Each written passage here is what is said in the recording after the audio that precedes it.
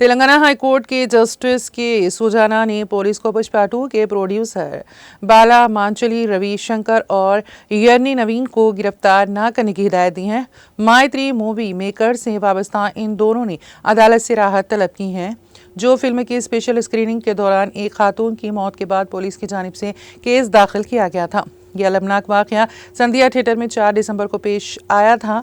Show के दौरान theatre खचाखच भरी हुई थी, जिसकी वजह से शायकीन में दम घुटने की वजह से अफरा तफरी मच गई, जिसमें एम्ब्रियोती नामी खातून जो अपने बेटे श्रीतेज के साथ निचली बालकोनी में बैठी थी, हंगामा आराई के दौरान गिर गईं। अस्पताल ले जाने के बावजूद रेवती को नहीं बचाया जा सका, जबकि उसके बेटे की हालत तशवीशनाक है।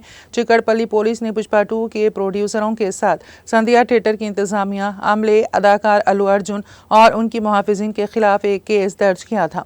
इस्तेग़ाज़ा ने दलील दी थी कि ज्यादा हुजूम और इसके बाद होने वाला हंगामा लापरवाही का नतीजा था।